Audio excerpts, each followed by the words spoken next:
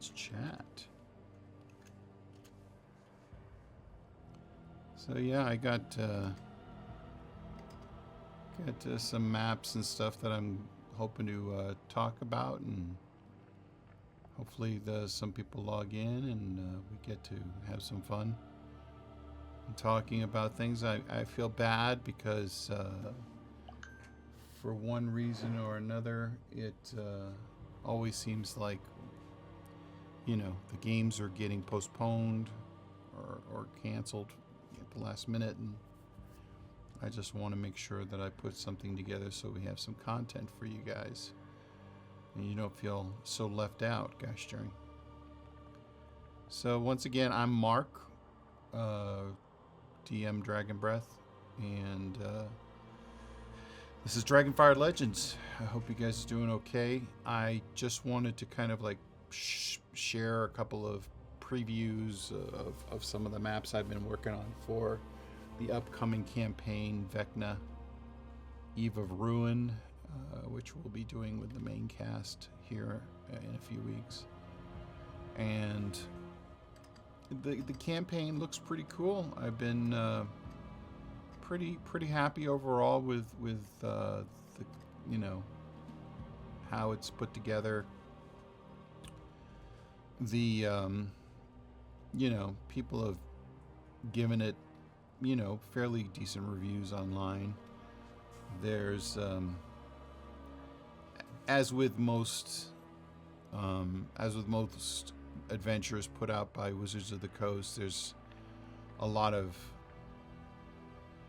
room to input your own ideas, and you know, I've done that in some ways, but I found some really great resources as far as maps. One of the recent resources I found is this lady named Tessa Moorcroft, this artist. She's Tessa's Maps on Twitter here, and if you go find her stuff on Dungeon Masters Guild, it's really incredible. She's got maps for just about all of the different D&D adventures, and I really like her style. I think she's got a great style. It's nothing overwrought. I mean, you know, you have creators like Chepeku who are amazing. You know, their maps are amazing, but you know, it tends to, you know, they tend to be a little bit restrictive about what you can do with them. So as far as streaming and stuff, Tessa's stuff is just beautiful. This is the map pack that I've been using. It's called Tessa Presents 56 Maps for Vecna Eve of Ruin, and she's a Roll20, but you know, it's easy to format for Foundry, which is my platform of choice. And this is actually what I call these like theater of the mind maps that I create, where it's kind of a scene, and I'll throw an NPC like a tile. So if I go to my tiles, you'll see that this NPC here is just a tile that I bring in the image to just create like some NPC for them to interact with or to help the players. And for this one, this particular map, I'm probably going to have the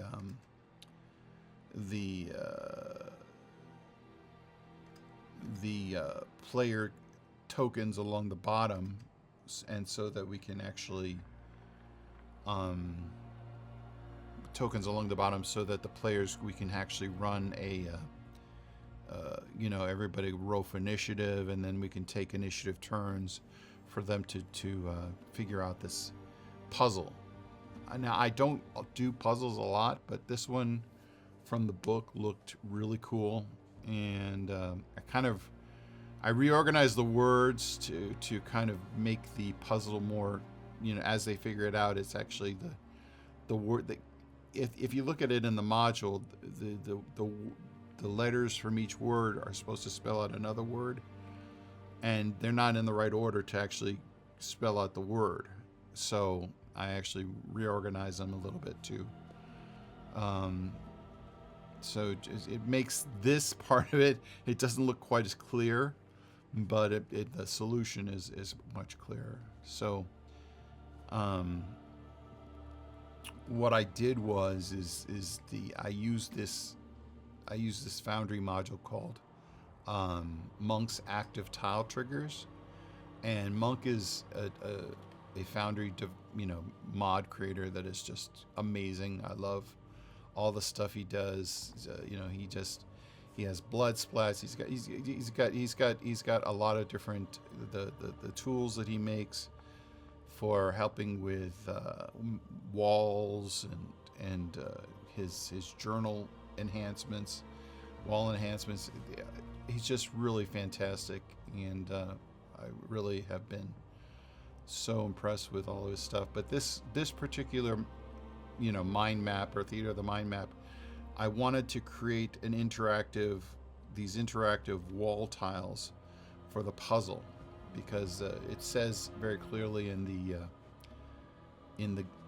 the guide that they're supposed to turn the tiles or activate the tiles, and that if they turn the wrong one, then they get some damage, and then they hear this ghostly scream, but if they hit the right ones, then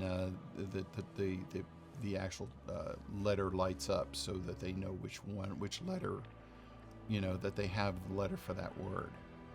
So I'm going to kind of demonstrate real quick how briefly. I'm going to zoom in here. We're going to zoom in on one of the easy 2-letter words. Now, if you listen to the sound, you know what? I'm going to just turn up briefly the alternate sounds, not just them. If the music too, if it gets too annoying, just let me know. I've got the map music playing to create atmosphere. So, but anyway, this is how it's supposed to work. So they're supposed to click on this, and you hear that cool like. So if they pick the wrong letter, then they get a jolt of necrotic damage. But if they click the right letter, there's a little bell that chimes, and so they know that is the correct letter for this word, that they've solved for this word. So,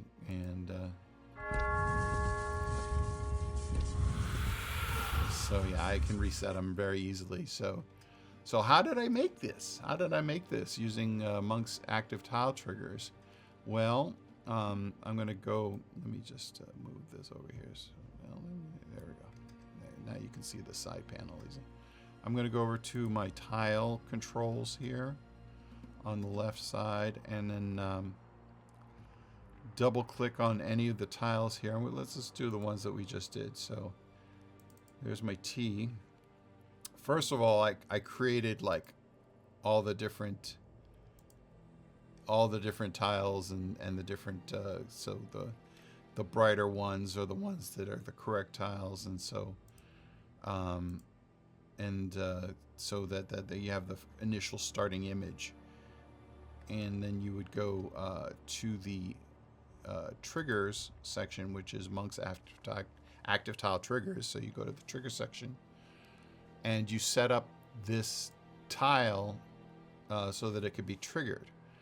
And so I set it up so that it activates on a click, and and I can do it when paused. So if the game is paused, I can do it. So, but it shouldn't. But you can turn that off if you don't want it to. But I don't know. It just seems kind of annoying if I want to demonstrate it real briefly, and I just happen to be on pause. And that there's a percentage chance to trigger. So if you have a trap, like you want to set up a tile trap, this is a great module for that. But if the book, like let's say you're reading the actual campaign module, and it says that this trap has a 25% chance to activate, well, then you would just go ahead and set this to, 25% or whatever. But since I want this to always activate, I leave it at 100%. And so, and who can control anyone, allow all tokens, and then over here it shows, you can choose what's going to activate it, whether it's a right click or I just say click, so any kind of click is going to work. And then the actions, you'll notice here that so I switched the tile image. So and then you could tell that you want it to slide left. So here's you've got your two images. You've got your main image, and then you've got the alternate image, which is the blank tile. So you see over here I have the puzzle door tile, which is the blank one, and then puzzle door tile T, which is the letter T. So that's when when a person clicks, it slides left and reveals the blank tile, and then it also does the sliding, like, grating sound. So I'm switching the tile image, playing a sound file, and then so I'm playing two sound files actually. It's the sliding grating stone door sound, and then also like a death ghoul ghost sound. So that is what happens when somebody clicks on the tile. So you got the setup with the parameters, and you got the sounds, and these are the alternate images that you use. Now I love another thing you could do with active tile triggers is you can set up teleport tiles, which is a lot of fun. So anyway, that's how I do the puzzle here. Yeah, see. So anyway, so that's a fun thing that I do, and another thing is you can actually, there's another module. So anyway, just want to show you. This is Monk's active tile triggers. This is the way. If you go to the Foundry website, this is what you'll see if you look for the actual module, and this is what it looks like on GitHub.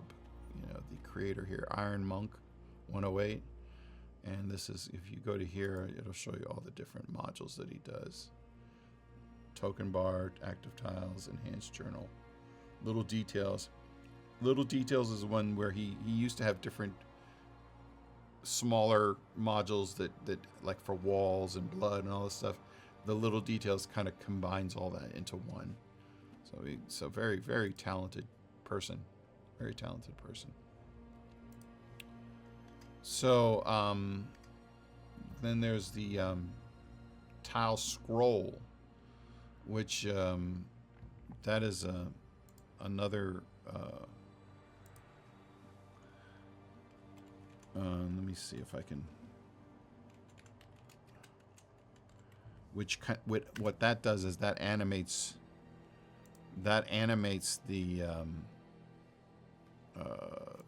tiles so that you can do some really cool effects. Let me see. Here's what it looks like. There we go. And that's by Ripper.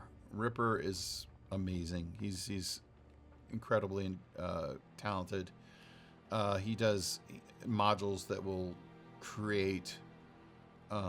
You can turn Foundry into 3D game platform. It's pretty incredible.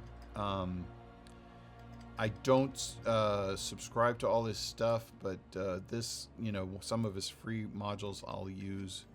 So let me go. I'm going to switch to a different map here and show you kind of.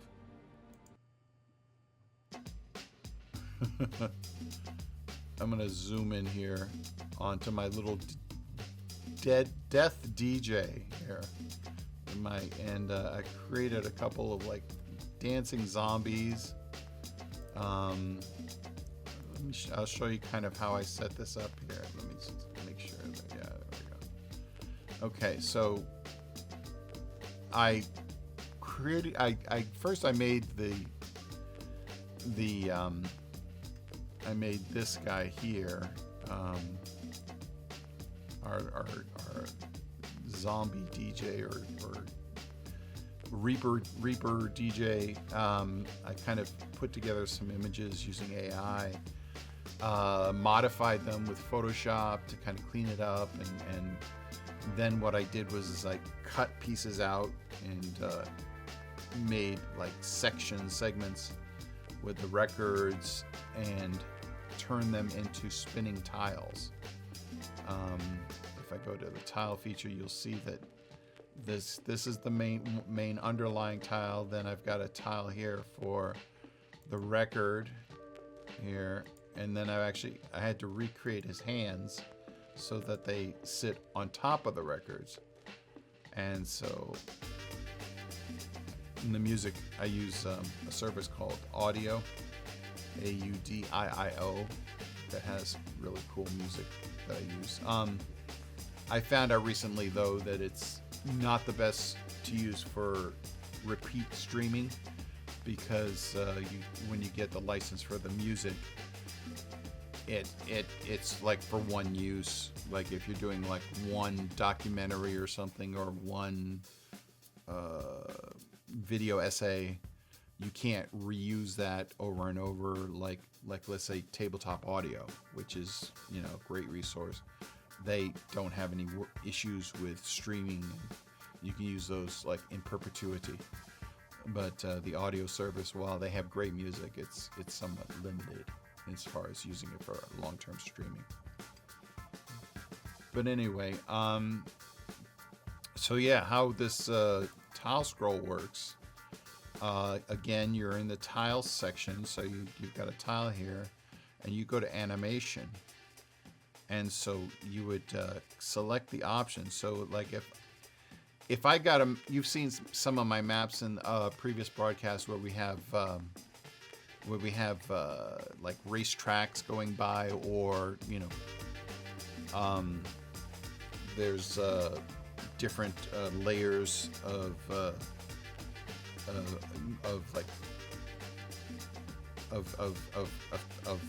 landscape going by at different speeds. This is the module that I use for that. For those, it would be a scroll, but for what I'm doing with this record here, it's rotation. So I do enable rotation for this image of the tile, which is just it's the record that I created. So there it is right there. You see it there. And then when in animation, you can click enable rotation, and you can adjust the speed. So right here, I'm having it go -20. So if you want it to go clockwise, it would go +20, I believe, or counterclockwise, it would go +20. I'm going -20, so it goes clockwise. And yeah, the rotation point would be like the middle center pivot. So you can adjust where it pivots from. And texture repeat, I don't repeat the texture. What it'll do is it'll, let's say if you zoom in, we'll zoom in here. It will actually repeat the texture around the edges so that you get this kind of kaleidoscope effect, which is pretty sick. But for what I'm looking for this with the spinning record, you can actually see a little bit of it. If you look carefully over here, you'll see a little bit of artifacts there. It's hard to notice unless you're zoomed in like we are right now. So, there's a secret between us. You don't have to say anything about it. So anyway, that's where I create that one. Okay. Let me see.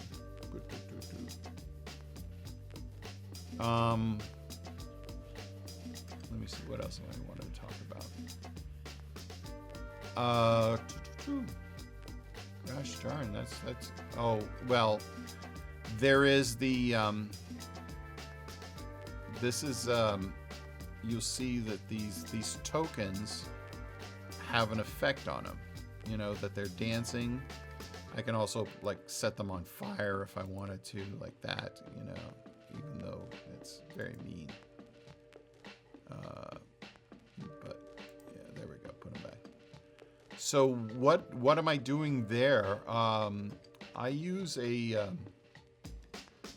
another module called Token Magic. And I'll pull up that here. And what I have here is you can see that there's a bunch of different options that I can select, and I usually throw them down in my macro bar down here, the ones that I use on a regular basis. So if I have something that happens like at the last minute with a token, let's say there's a car crash or somebody gets burnt, you know, thrown on fire or something, I can always add it really quickly, and you'll notice that the last one, this like deletes the filters on whatever token is selected. And this is called Token Magic Portfolio. Let me go ahead and close out some of these other. Very cool. Yeah, so this is Token Magic FX, and this creator is Few Secret.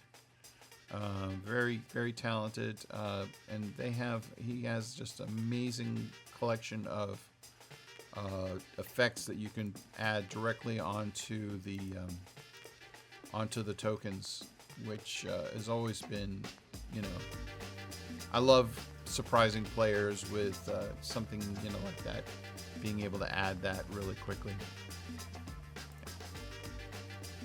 Let me see. So yeah, you've got Zeke and you've got Zara. Zeke and Zara, the dancing zombies in this corpse market that our players are going to be visiting. Let me see. So, and then so let's look at this Sanctum. This is where the players would meet the Wizards 3. Let me see.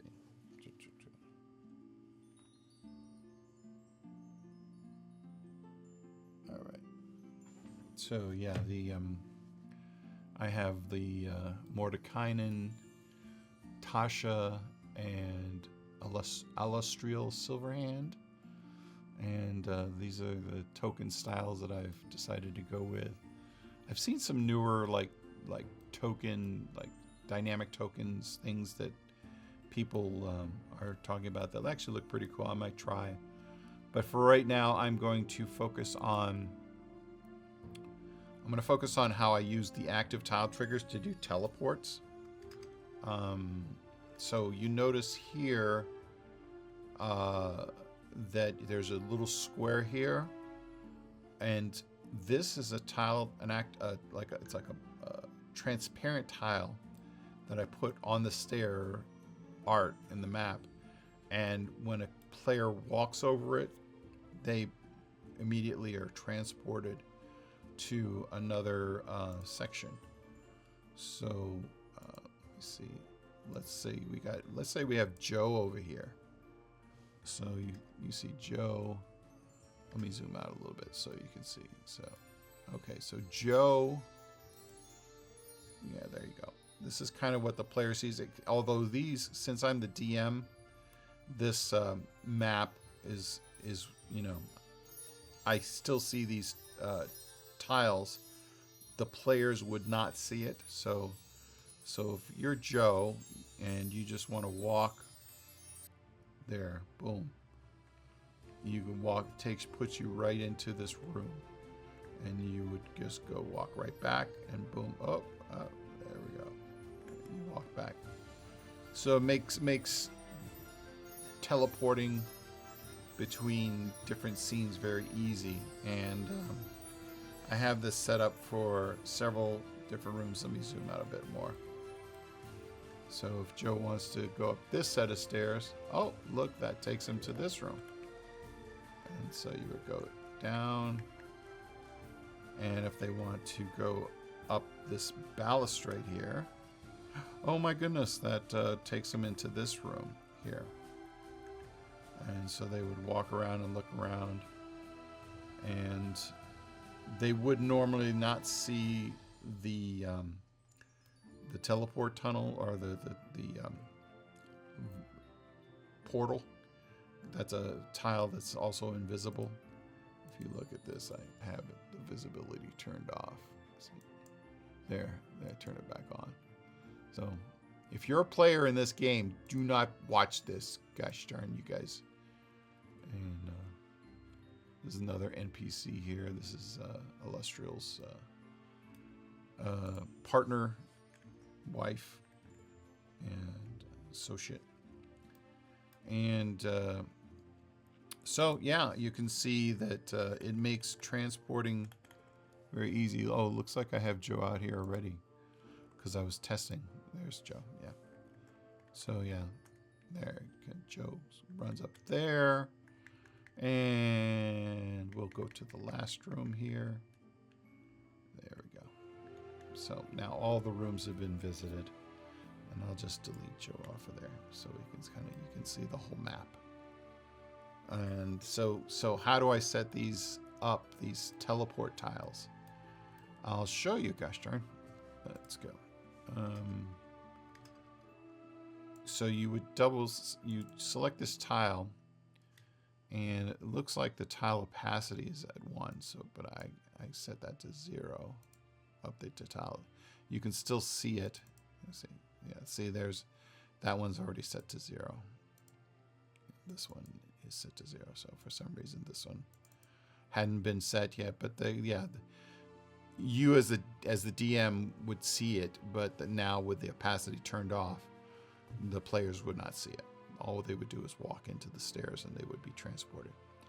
And again, you go to Monk's active tile triggers, and I have it set to anyone who enters, and the token must have sight to trigger, so it has to be a player token. Yeah. And of course, chance to trigger is 100% because they're always going to walk up the stairs. The actions would be teleport. And so how do I set that up? So this is my starting trigger. You go, okay, so the action you want to select is, you got all these to choose from, but you want to select teleport. And what is going to actually trigger the token? And so you select the triggering token, which would be this one right here. So whoever has a token and clicks on it, that's what's going to activate it. And so where do you want it to teleport to? You would select this little reticle here, and then select the tile that you want to go to. So I click that and then select the tile there, and that's how you tell it where you want it to go. And I say random within, that just happens to be, and then you want to snap to the grid when you get to the area, and also delete the source token. That means so when the token enters here, the token that's on this side is deleted and replaced with the one that's up here. And that basically goes for all of them. So when he comes up here, he's deleted. It's kind of like the Heisenberg principle in Star Trek, where you're atomized and recreated.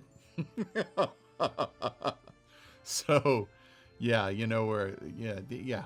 It's just, yeah, they atomize you and recreate your token down at the new location. If we have multiple people using the same teleporter, I check this off so that they don't land on top of somebody else's token once they do the teleport. And then after that, you just hit update, and you don't have to worry about images because you're not changing any images. It's just doing the teleport. And that's how you do it. And I'm going to go ahead and reset all of the Fog of War so that all of this will blank out except for where the players have their tokens. Let me see, what else am I doing here? Oh, and this particular room, they're supposed to be able to look out and see Sigil through, like, there's apparently windows along each side of this room. I just created one scene though, so let me just go ahead and there is the scene I made of Sigil.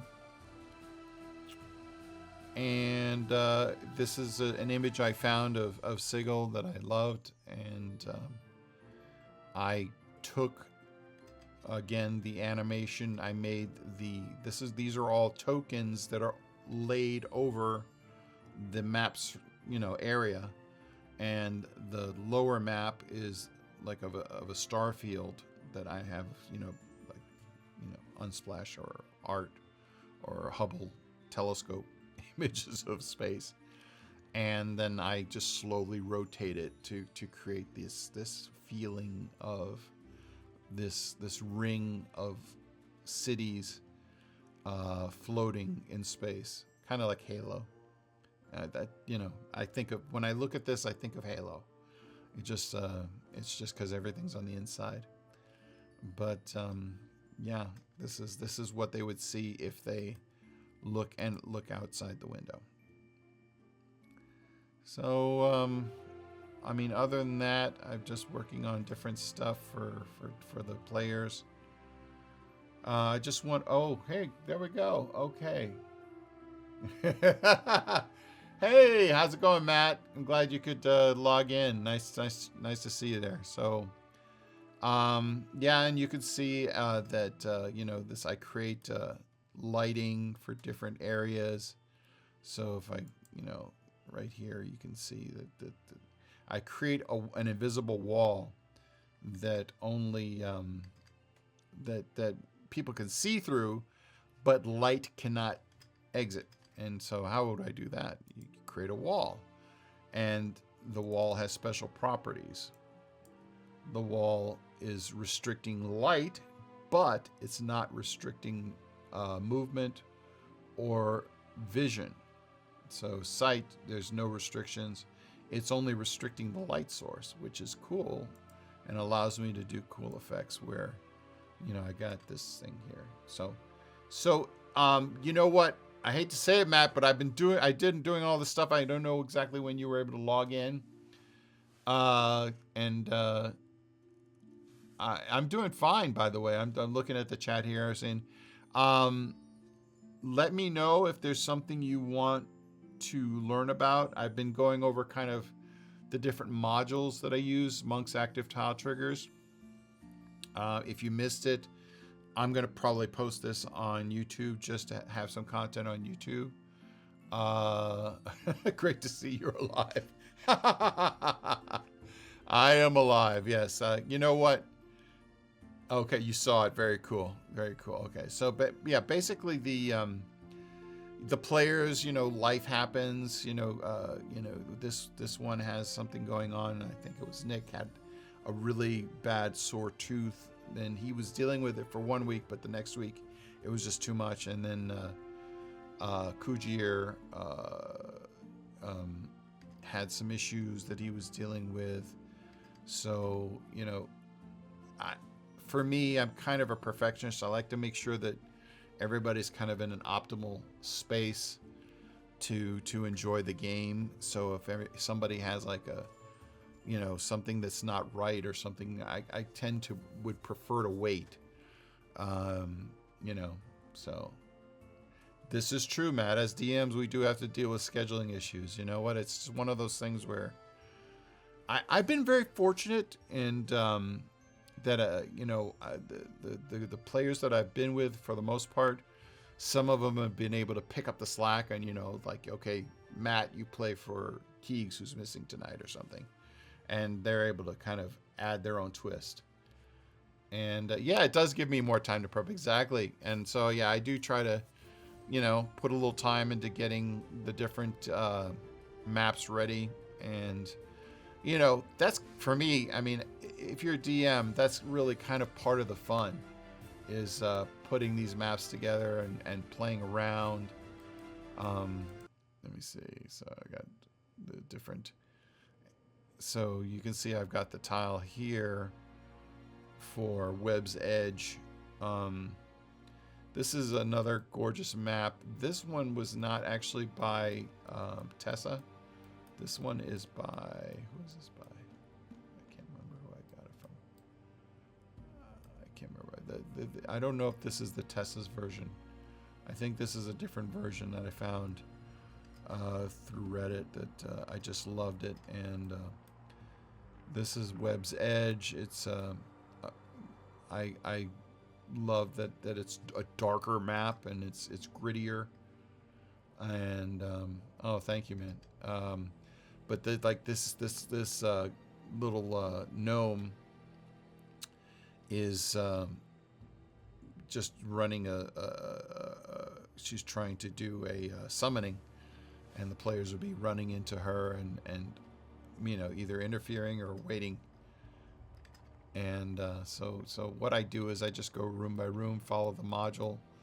If there's something missing from the map, like this one, there's supposed to be a statue of Lolth there, so I went ahead and added that in. Yeah, a ritual of a demon. Yeah, you could see over here when the summoning that she's supposed to summon a Galabrazu. So yeah, and so he's invisible until the summoning succeeds. And there's a bunch of lizard tokens, so you can see the token style as opposed to what I've been doing for Chains of Asmodeus, which has like the fire token background. I decided to use this different token to give it a different feel. And I have just a ton of tokens that I've collected over the years. The sources, beasts or whatnot. And this is actually from the module, the Vecna module. I will, just clean up the background, take it out of the artwork. So yeah, there's a spider dragon, which is pretty damn cool. And I don't know, Matt, are you a Foundry DM, or are you just what kind of platform do you like? Because this with Foundry, what's nice is that you can pull it in, and you've got the all of the stats here. Oh yeah, cool. Foundry DM. Okay, yeah. So yeah, I just love being able to go in here and just create the tokens exactly the way I want. I pull in the art, I clean it up and stuff. I'm just kind of a type A personality. It's for some reason that the tokens are just let me see. So and then I also use this module that lets me what did I say? That lets me import directly from D&D Beyond, which is cool. Yeah, I agree. Foundry is super versatile. The main issue that I've always had is with updates and stuff, and how your build will break if you're not careful.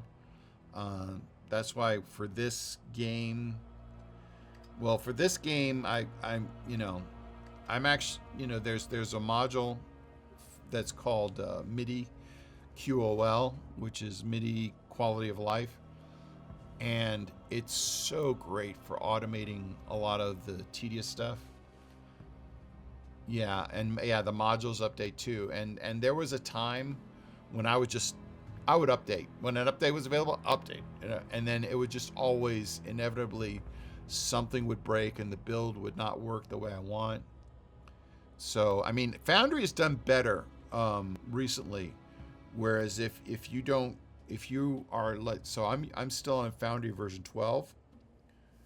So because I want to maintain the MIDI QOL working, and they just recently, I think they're in beta for version 13. So they're kind of like behind the curve, but they just released the beta, and I'm so scared to test it out. I think maybe before we start this Vecna campaign, I might try it out and see if everything works on version 13, and if it does, then I'll test it out. If it if it breaks, I can always, restore an old version of my Foundry, which, thank goodness for backups. That's all I have to say. But yeah, I've had some real lame experiences, where for some idiotic reason I'll update before a game or a stream and nothing works, and it's so frustrating. So yeah, right now I'm on version 12, and it's nice because the later versions of Foundry, it will not update the modules if it senses that you have a certain, this level of Foundry and this level of D&D 5e. It will not upgrade it, which is cool. It'll say an upgrade's available, but since you're using this version, we will not upgrade it, which I can't tell you how much I appreciate that, because that saves me so many headaches.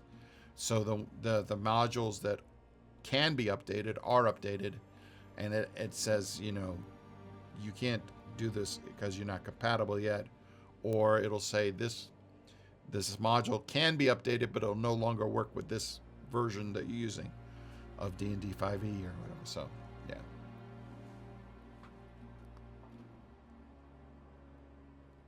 Yeah. Yeah, I mean, it's nice that the things that the things that the things that the thing is that all these modules are created by people who are doing it in their spare time. I mean, some of them do okay financially, like Ripper. The Ripper makes like big bank because he's got his Patreon. He's got incredible modules, and he's got like a hub to all this stuff. And some of the creators are doing fairly well for themselves.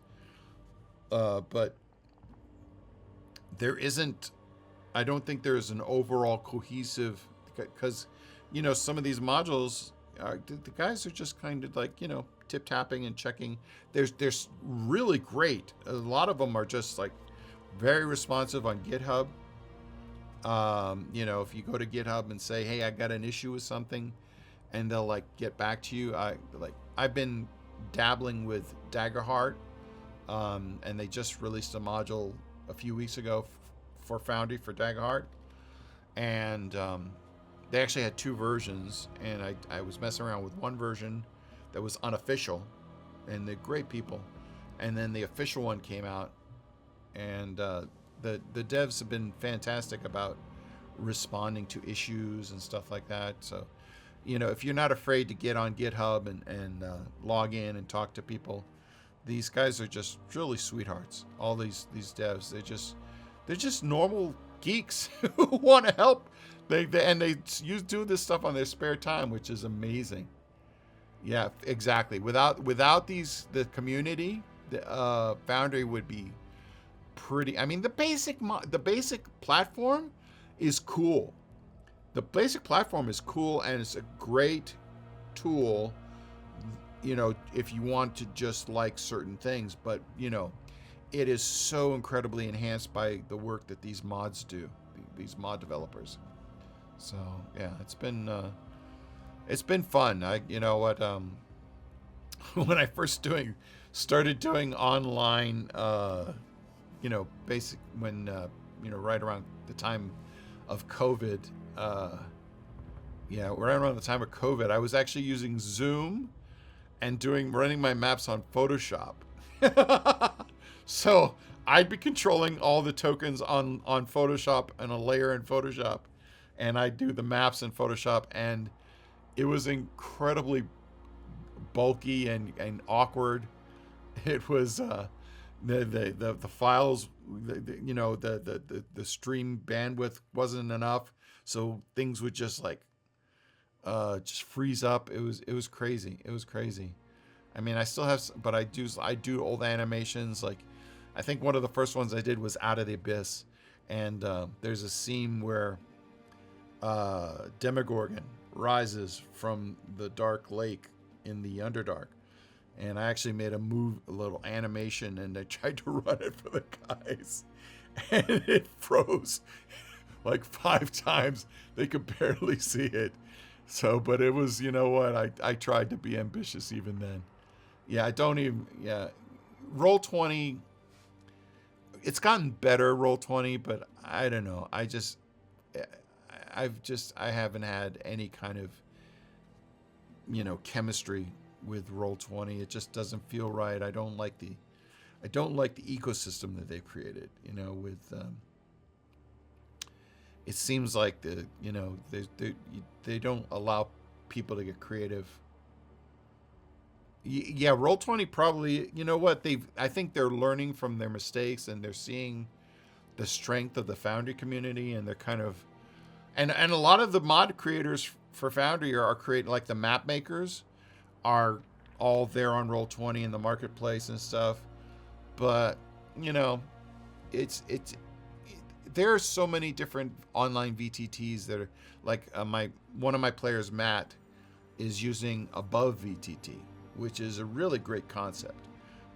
It's awkward and kind of it's kind of janky the way you have to save maps, but it's really ingenious in that it runs above, right on top of D&D Beyond. So all of your character maps your character sheets and everything, it's right there. The only issue is that there's no automation. It's kind of like just playing on a regular, like in the old days.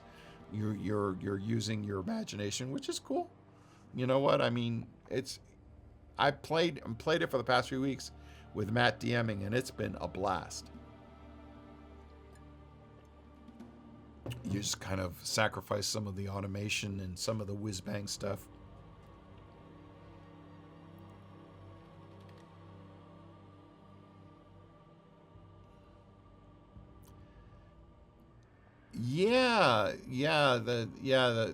There's a party inventory. Yeah, I saw that, and one of my players in the current campaign I'm running, Chains of Asmodeus.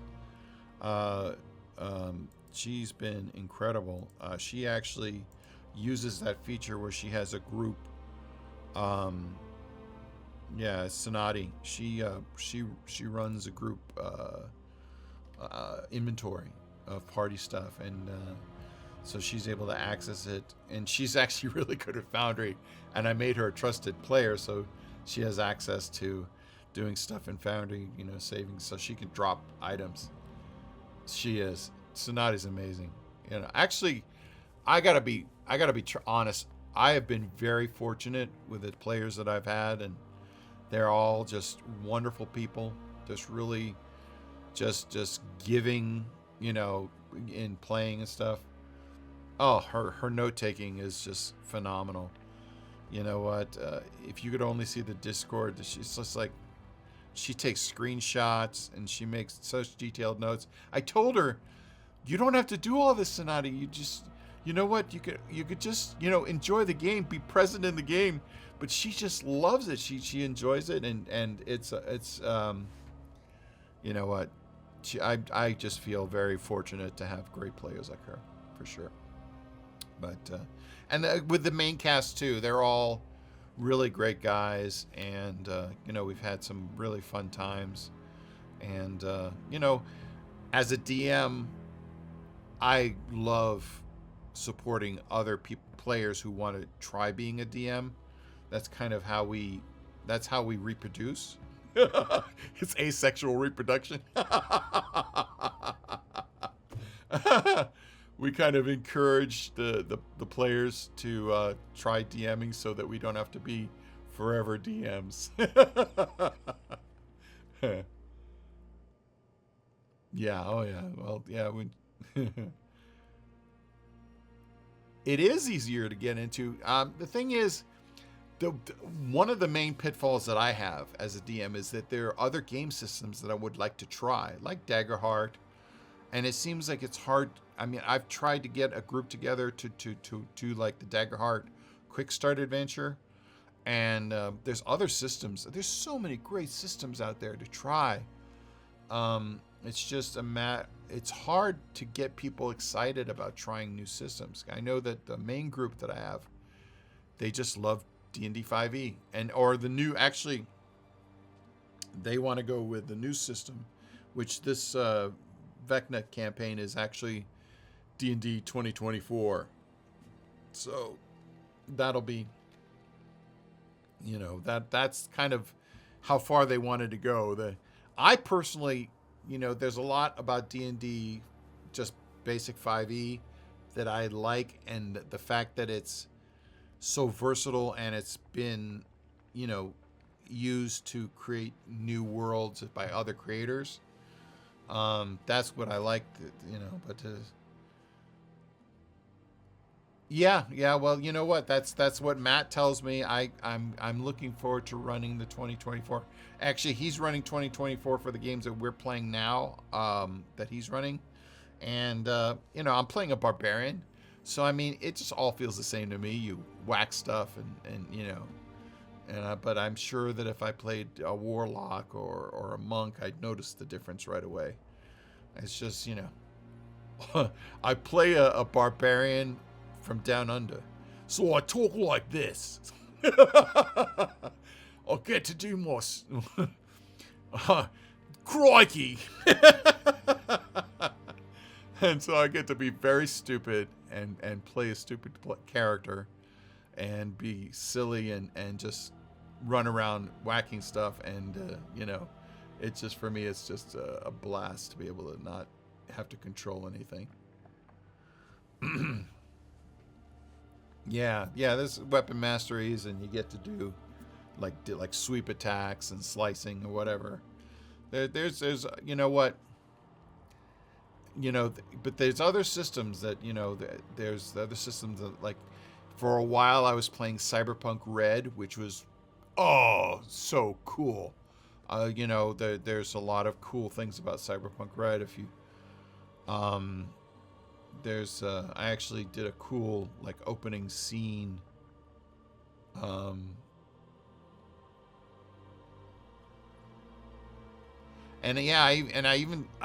was this close to trying Pathfinder 2e. We were gonna do that, and I actually bought an adventure campaign module for Foundry to set it up for the run for the players. And I liked that their races, like goblins, are super OP in Pathfinder. I love them, but I talked to some older D&D players, and I say, well, I don't like this about D&D. They say, Pathfinder fixed it. Pathfinder fixed it. Pathfinder fixes it. So, I've been wanting to try it, and there's Starfinder. I would like to try Starfinder. There's a lot. I have. It is rule heavy, yeah, and that's the thing. That was the nice thing about Daggerheart, is there was kind of an easy way to get into a new system, but Critical Role, when they first started, they were started on Pathfinder, but they eventually went to D&D. So, I mean, it's one of those things where you kind of have to have everybody on board to try these things, and it makes it worthwhile when you have a group that's excited to try new stuff. I guess it's easier when you're kind of getting together, in person, and all it takes is pen and paper and a table in between you, as opposed to kind of going through the setup on Foundry. Another system I'd love to do is the Marvel multiplayer, or whatever, the Marvel system they have. They have it on Nexus. Yeah. Well, I mean, if you have all the tokens, and you have some rough maps. I actually did. Somebody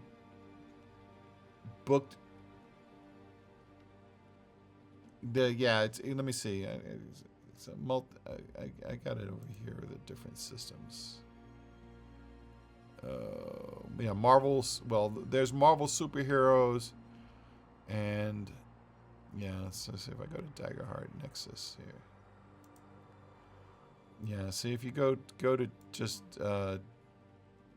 here Marvel Multiverse. So if you see, they got this on Demiplane, and you could buy all of the rule books here and create characters, and it's pretty cool. It doesn't give you the same versatility that you have with D&D Beyond, but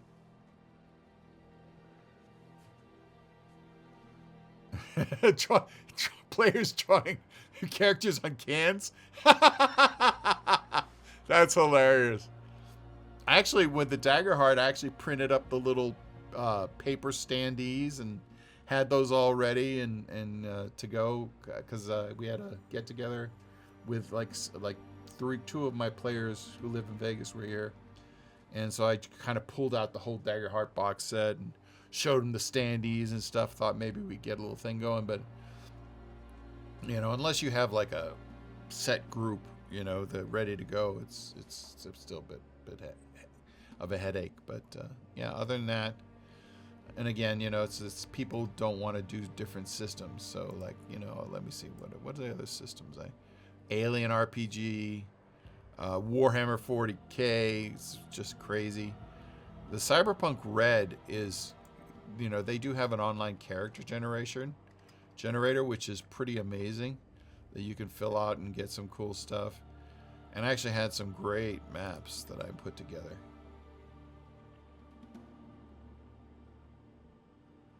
Yeah. You know what? I mean, as a player, I was involved with this, online things. There's actually a group. They have a real active Discord channel called Cyberpunk Red. They play Fallout. They play Dune. They're really cool. It's called Cybernation Uncensored, and they are their main guy is a guy named Rob Mulligan, and they're running games all the time, and just real nice people. They're, I went way overboard with let me see. I don't know if I can find my old system. I had a video that I did for Cyberpunk Red. Let me see if I. Okay, let me see. Okay, here we go. Right.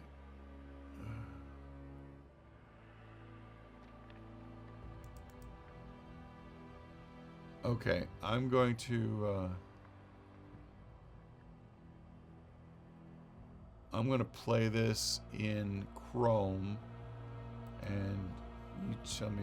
Let me see if I can open it with Chrome. Yeah, here we go. Yeah, this might be something lethal. You can really feel the flames, feeling like it's borderline insane. Man, this might be something lethal. Yeah, this might be something lethal. I know that was loud. Sorry.